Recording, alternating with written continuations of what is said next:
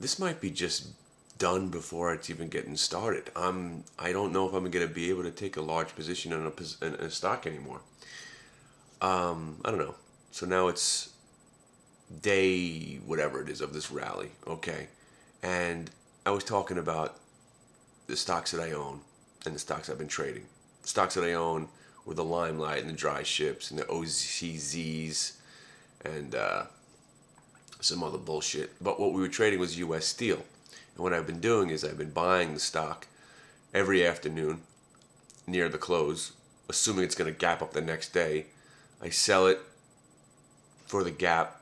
It spikes another 80 cents after I sell it, of course.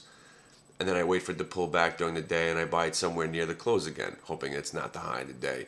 Generally it is. And then I sell it the next day, do it all over again. And I just did it again. So now I sold out of US Steel at 58. I put limits to sell whole numbers, hoping that the whole numbers will sometimes break and go back down. So far the stock's gone down one day. And here's the thing. I mean, a lot of people want to know why I say how trading is stupid and you shouldn't do it. It's a waste of time. When US Steel broke 47.50, we all agreed the stock's going to 50. Then we looked a little bit deeper and we said if it breaks 50, it'll probably get to about 55 for options expiration. And now it's at 58.20. So it was pretty dead on. Now here's the thing. Size is insignificant. I've been buying 200 shares, 300 shares just as a goof and making, whatever it is, a point on every trade.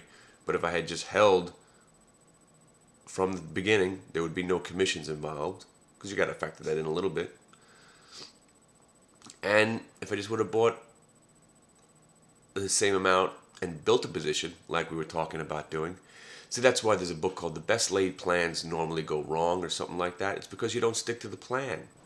And the plan was, we all know December is going to be a month that we never go down. The market's not going down until probably December of, I think we are December 18th of 2012, right? That's when we're thinking that the market's going to go straight up till. And then if the world doesn't blow up, we'll start selling off then. Just like the year 2000 when we didn't die, everybody started selling their stocks. Doesn't make any sense. Neither did 99. Neither did anything. And that's what we've been basing.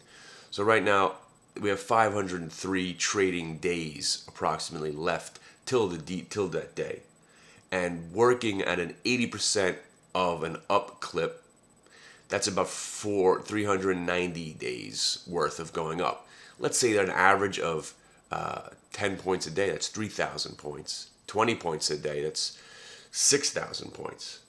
Let's even go crazy, 3,000. We got 9,000 points to go. Of course, we got to factor in the flat days and the down days, but we didn't say that market was going to go up every single day. Only 80% of those days, which right now is a pretty good way to look at things. We're going to be going up 80% of the time. That's what I said. Do you remember that we had those 2 down days? I think there were 2 weeks ago, and I said, okay, now we're going to go up tenfold whatever we went down. And that's exactly what happened. We're figuring it out step by step how the matrix works. But what we got to do, remember, is not get cocky about it. We can't say too many things out loud about the matrix and Skynet. Because then he'll know that we know. And if he knows, I call him a he because it's easier. If the Matrix knows that we think we know, it'll alter the program to try to screw with us. That's why. Just pretend we don't know what we're doing and everything's working out. That's why we also pretend. That's why I haven't been giving my football picks 14-1 over the last 4 weeks. I give some of them just as a taste for you guys. Because I don't want to ruin it by letting them know what I'm betting. Because there's this philosophy at the end of the year. It's called the crisscross philosophy. Briefly, there's one team going this way, and there's one team going back the other way. One's going places. One's not going places.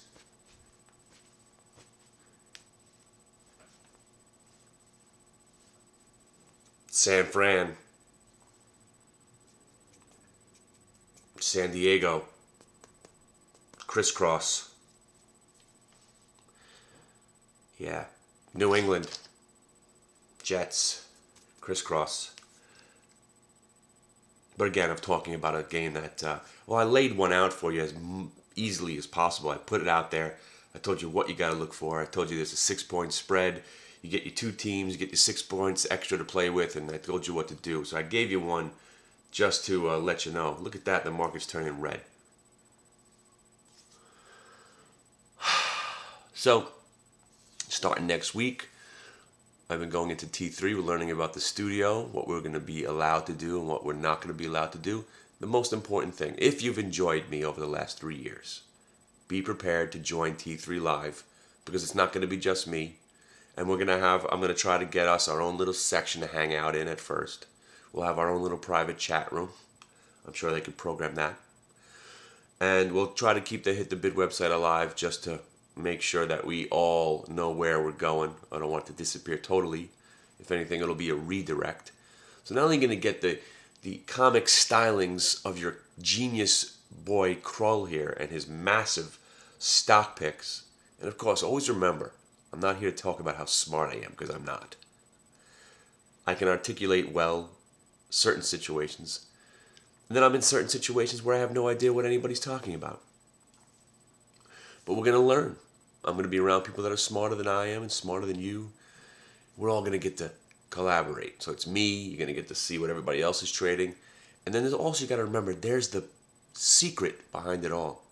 The real traders are not sitting in chat rooms.